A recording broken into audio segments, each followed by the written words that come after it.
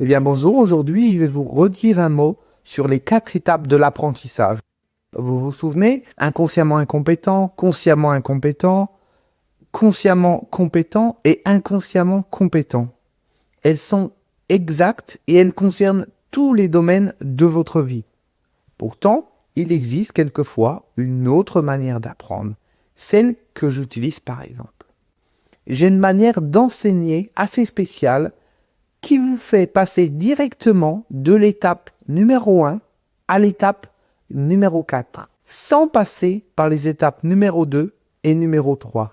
Autrement dit, vous pouvez passer de inconsciemment incompétent à inconsciemment compétent. C'est la méthode la plus rapide, mais elle est parfois un peu frustrante pour le mental.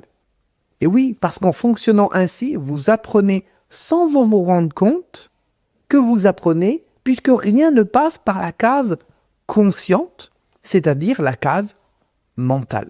Alors, c'est beaucoup plus rapide, car il n'y a pas les barrières et blocages du conscient qui veut tout comprendre, tout analyser. Simplement, le mental s'énerve un peu de temps en temps et il dit « Mais c'est quand j'apprends de nouvelles choses, quand est-ce que les résultats viennent?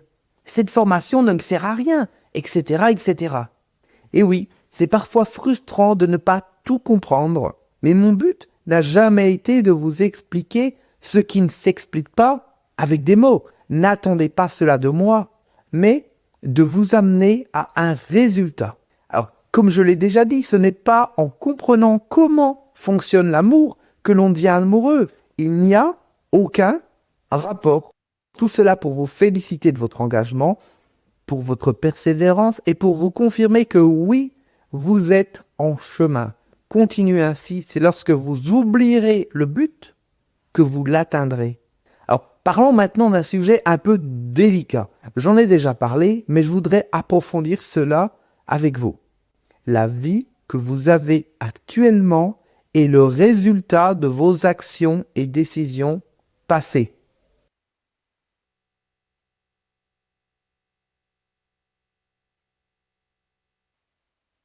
Cela peut sembler logique à certaines personnes, mais pas du tout à d'autres. Si aujourd'hui vous n'avez pas la vie que vous désirez, c'est parce qu'il y a quelque chose en vous qui vous empêche de l'obtenir. Le plus souvent, c'est parce que vous ne savez pas vraiment ce que vous voulez, ou alors parce que vous savez juste ce que vous ne voulez pas, ou encore parce que vous voulez une chose et son contraire juste après. Si vous n'avez pas la vie que vous désirez, cela vient de vous et de personne d'autre. Alors, vous allez me dire que c'est pas de votre faute si cette femme ou cet homme ne veulent plus de vous, ou alors s'il n'y a pas de travail dans votre région, ou s'il y a une crise économique.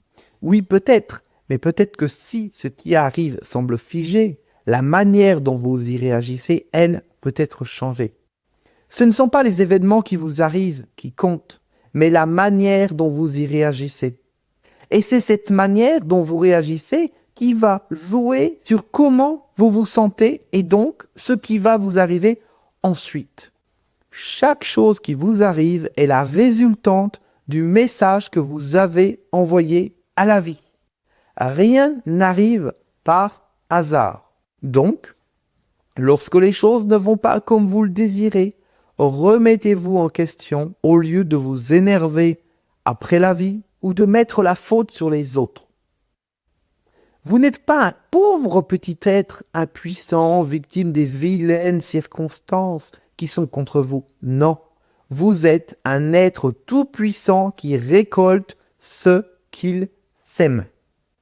Si vous êtes branché sur la chaîne d'information, vous recevrez des informations. Si vous êtes branché sur la chaîne musicale, vous recevrez de la musique. Et si vous êtes sur la chaîne movie, eh bien vous recevrez des films. Si sur ma télévision je me branche sur la chaîne d'information, je verrai des informations. Si je ne suis pas content, je change de chaîne. Mais je ne m'énerve pas après la télévision. Sur quelle chaîne de la vie êtes-vous branché le plus souvent? À cet instant précis, il y a 1 heure, ce matin en vous réveillant, hier soir en vous couchant. Soyez honnête avec vous. Ne trichez pas. Comment vous sentez-vous la plupart du temps?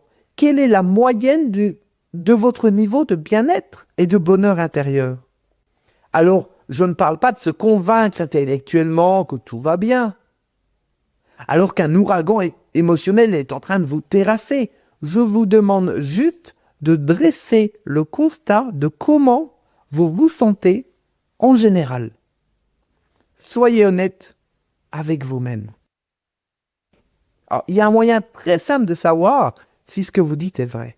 La réponse est que votre vie est au niveau de votre ressenti intérieur. Si vous me dites que vous vous sentez bien tous les jours, à chaque instant, que vos pensées sont claires et positives, et que dans les faits, votre vie est catastrophique, que vous n'avez pas d'argent, que vous êtes seul et sans vrais amis, alors vous n'êtes pas connecté à comment vous vous sentez, mais vous êtes juste hypnotisé par la surface des choses qui vous empêchent de vraiment descendre à l'intérieur de vous.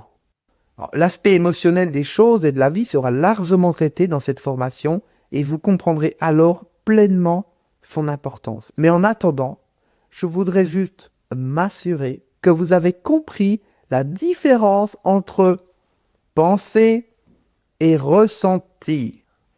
Penser, c'est dans votre tête, c'est une pièce de la maison. Ressentir, c'est ailleurs, c'est une autre pièce. Penser, c'est parler d'amour.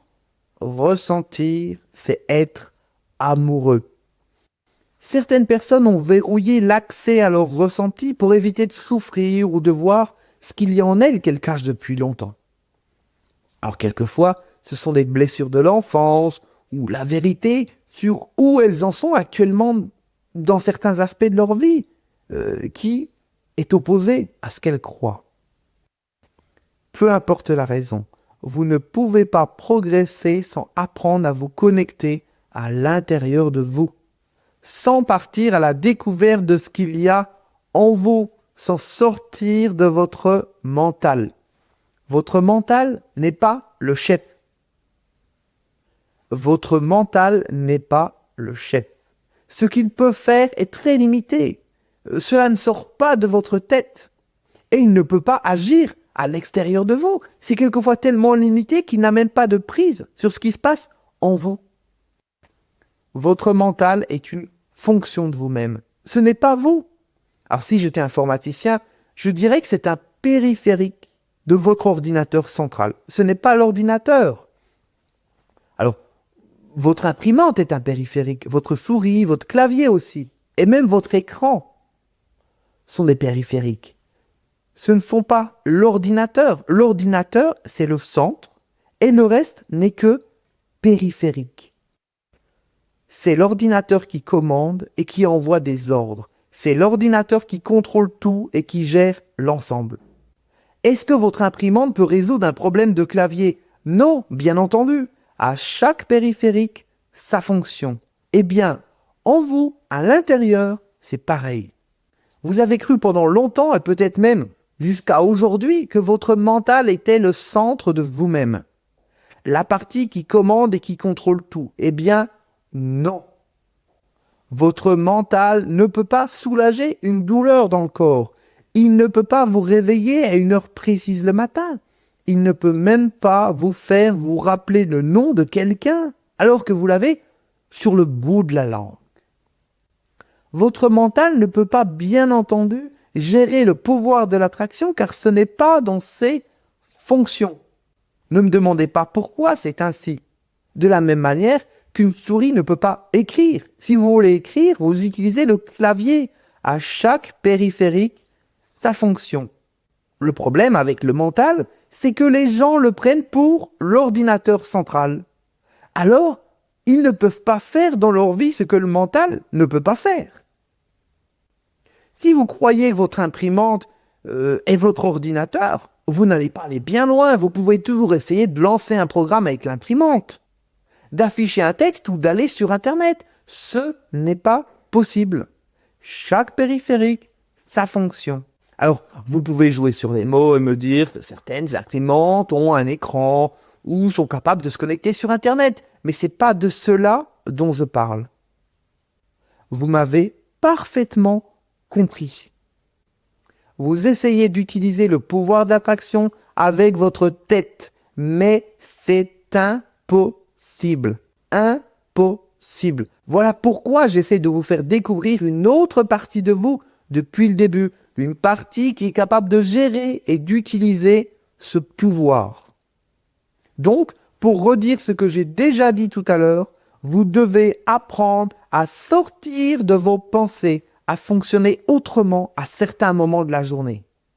Pour cela, la première des choses est d'accepter l'idée que vous n'êtes pas vos pensées, que vous n'êtes pas la partie qui pense. Et la seconde, c'est d'accepter que peut-être vous avez beaucoup plus de pouvoir et de potentiel que ce que vos pensées veulent bien vous laisser croire.